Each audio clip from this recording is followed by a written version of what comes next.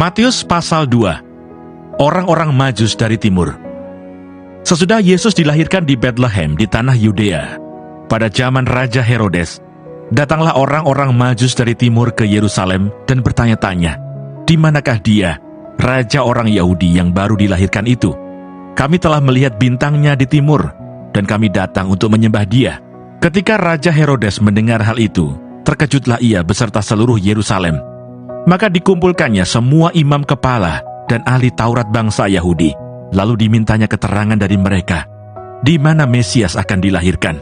Mereka berkata kepadanya, "Di Betlehem di tanah Yudea. Karena demikianlah ada tertulis dalam kitab Nabi, dan engkau Betlehem, tanah Yehuda, engkau sekali-kali bukanlah yang terkecil di antara mereka yang memerintah Yehuda, karena daripadamu lah akan bangkit seorang pemimpin yang akan menggembalakan umatku Israel." Lalu dengan diam-diam Herodes memanggil orang-orang Majus itu dan dengan teliti bertanya kepada mereka, bila mana bintang itu nampak. Kemudian ia menyuruh mereka ke Betlehem, katanya, "Pergi dan selidikilah dengan seksama hal-hal mengenai anak itu. Dan segera sesudah kamu menemukan dia, kabarkanlah kepadaku, supaya aku pun datang menyembah dia." Setelah mendengar kata-kata raja itu, berangkatlah mereka. Dan lihatlah, bintang yang mereka lihat di timur itu mendahului mereka, hingga tiba dan berhenti di atas tempat di mana anak itu berada. Ketika mereka melihat bintang itu, sangat bersukacitalah mereka. Maka masuklah mereka ke dalam rumah itu, dan melihat anak itu bersama Maria ibunya, lalu sujud menyembah dia. Mereka pun membuka tempat harta bendanya, dan mempersembahkan persembahan kepadanya, yaitu emas, kemenyan, dan mur. Dan karena diperingatkan dalam mimpi, supaya jangan kembali kepada Herodes, maka pulanglah mereka ke negerinya melalui jalan lain.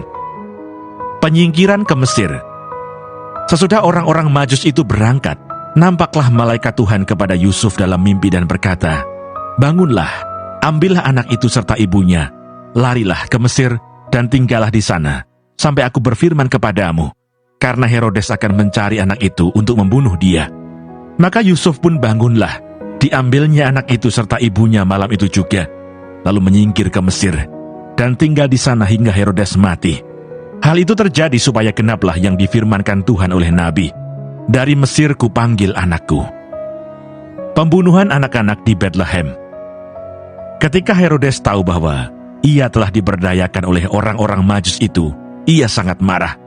Lalu ia menyuruh membunuh semua anak di Betlehem dan sekitarnya, yaitu anak-anak yang berumur 2 tahun ke bawah, sesuai dengan waktu yang dapat diketahuinya dari orang-orang Majus itu. Dengan demikian genaplah firman yang disampaikan oleh Nabi Yeremia.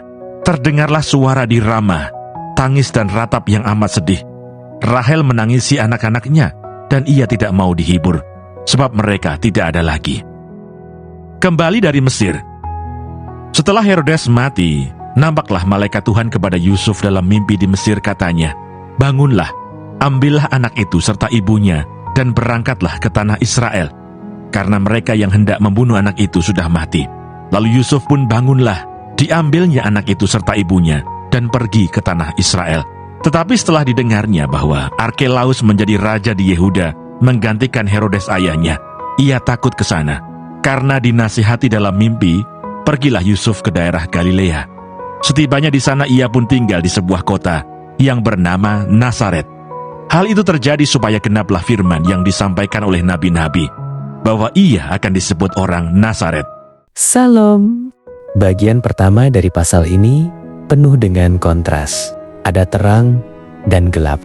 Orang-orang Majus datang dari timur, menempuh perjalanan panjang hanya untuk satu tujuan: menyembah Yesus. Mereka rela berkorban waktu, tenaga, dan biaya, serta mempersembahkan yang terbaik, emas, kemenyan, dan mur. Mereka datang dengan kerendahan hati untuk menghormati Yesus sebagai Raja dan Juru Selamat. Inilah gambaran penyembahan yang sungguh-sungguh. Sebaliknya, Raja Herodes juga mengaku ingin menyembah Yesus, tetapi sebenarnya ingin membunuhnya. Inilah gambaran orang yang tampak rohani di permukaan, namun hatinya penuh ambisi dan kepentingan pribadi.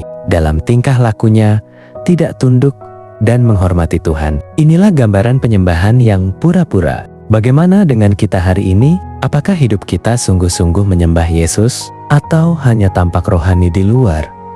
Aktif melayani, rajin beribadah, tapi pada kenyataannya kita punya agenda pribadi ketika mencari Yesus dan tidak menunjukkan sikap hormat dalam keseharian. Stop pura-pura. Bagian selanjutnya dari pasal ini, kelahiran Kristus membawa dua reaksi berbeda. Bagi orang Majus, sukacita; bagi Herodes, ancaman. Kehadiran Kristus memang membawa damai bagi yang menerimanya, tetapi juga menyingkapkan kedegilan hati bagi yang menolaknya. Bagian selanjutnya dari pasal ini, sejak bayi Yesus dikejar maut, Yusuf dan Maria harus mengungsi. Banyak keluarga menangis kehilangan anak mereka. Keselamatan memang datang, tapi jalannya tak lepas dari penderitaan. Karena itu, ketika kita hidup dalam keselamatan hari ini, jangan heran jika kita menjumpai penderitaan. Tetaplah taat seperti Maria, Yusuf, dan Yesus sendiri. Bagian selanjutnya dari pasal ini, Yesus tinggal dan tumbuh di Nazaret, tempat yang dipandang sepele. Namun dari tempat sederhana itu, Yesus tumbuh kembang dan menjadi pokok keselamatan bagi dunia. Jangan anggap sepele Yesus, sebab dari kesederhanaan, Tuhan mengerjakan karya yang tidak sepele, menyelamatkan umat manusia dari dosa. Amin. Jadikanlah firman menjadi kesukaanmu. Suka firman. Tuhan Yesus Kristus memberkati.